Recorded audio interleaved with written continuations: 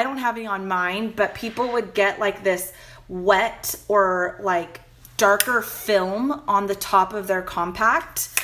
That is bacteria and oil that's getting into your compact. Okay, so what should you do?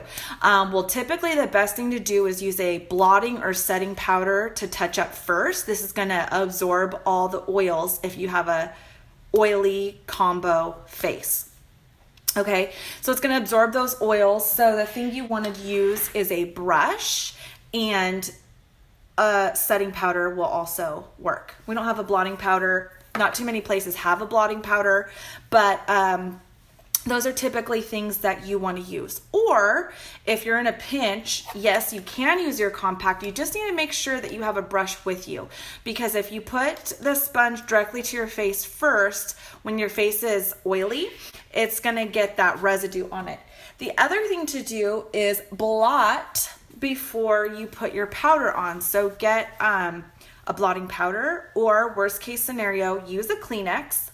Sometimes if I'm really good, the best way to really do it, you can do it directly from the box. However, if you take it apart and you use just the, see how it's 2-ply?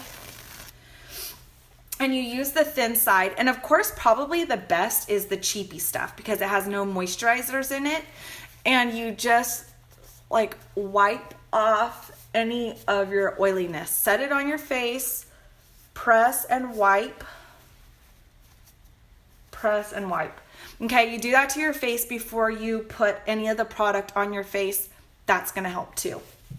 Okay, so now that we've done all that, one of the other things that's really, really good, and we just got these in, to be honest, I don't know how long we're gonna have them, and it's our loose powder foundation. I wasn't supposed to get this for a few more weeks, and surprisingly, it came in the mail, I don't know, a few days ago. And I don't know why these little circles kind of trip me out, but I just heard something on the radio about fear of small irregular holes. And these are regular, but it kind of trips me out. So these are a little bit bigger than our setting powder, because remember the setting powder is extremely fine. The setting powder is more fine than our mineral powder, just showing you the difference in the screens to filter out each powder is much different. So first I'll go ahead and I'll get some of the setting powder, and I'm gonna go ahead and put that all over. Okay, and that's great. People who tend to be oily do not want to ever be oily or dewy looking. So you would do that first. But the thing is that it's not just the oiliness that's bothering me right now. I have areas where my makeup is gone from going to the dentist and having the water splash and wiping my face and stuff like that. So then I'm gonna get some of my actual face makeup, and I'm gonna start putting that all over. So again, this is also in a perfect world when you have time to touch up and you wanna do it the right way. Or you're having skin troubles and you need to find a new way to start touching up your makeup or applying your makeup so that you're not having so many breakouts.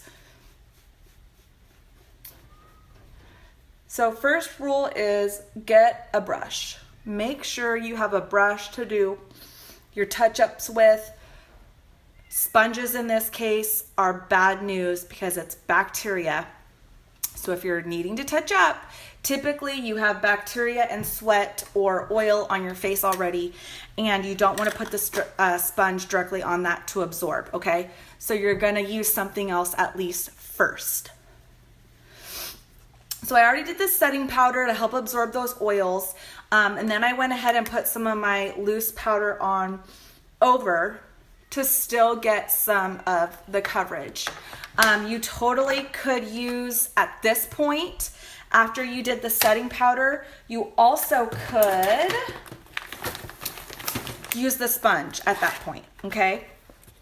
Because you've already gotten rid of the oiliness and the bacteria with the setting powder. okay? And then it doesn't leave any marks on your compact. If you do get those marks on your compact, you need to scrape them off, okay? Don't keep rubbing your brush over them. You need to scrape them off. Sometimes we would use, where are all my things? Obviously I have mascara wand testers because I sell makeup and I apply makeup for a living. And you can scrape the, oh my gosh, I just dropped my brand new sponge. You can just scrape it off. Other than that, use your nail. Get that stuff off the top of your compact. It is no good. So that's just a quick little thing about what to do to touch up your makeup. If you do have skin issues and you do like to touch up your makeup, always feel free to message me. And I'd be happy to ask you some more questions and give you a good recommendation. Okay, so now I need to put lips on. I didn't put lips on all day. I apparently do not own a brush because my hair is out of control.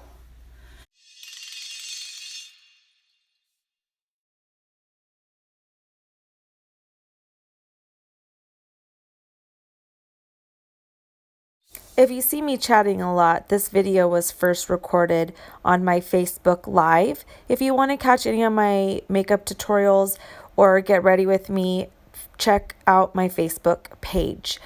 If you keep seeing my mouth move and I'm talking a lot, that's why I love the Facebook Lives. I get to interact with you guys as I am putting on my makeup. Sometimes you guys give me suggestions, vote on what to wear that day, and we have a ton of fun. Don't ever forget that you don't have to only use one type of liner. I like to go back and forth between powder liners, gel liners, pencil liners, and liquid liners to make sure that I'm able to do my liner just the way I like it. I notice that sometimes certain forms of liner are easier to work with depending on how you like your eyeliner, so don't be afraid of going back and forth and mix matching them.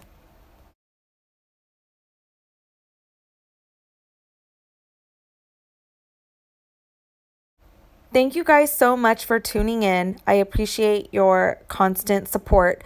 Feel free to find me on Facebook and check out the Facebook Lives that I do on a daily basis, where we get ready together, drink coffee, sometimes drink cocktails, play with makeup, try new colors, and it's so much fun. Never forget that you can check out my website 24/7 at www.aliciaslashesinmakeup.com. I will make sure to add the website at the end of this video. Have an amazing day and never forget, makeup should be fun. Thanks, guys. Bye.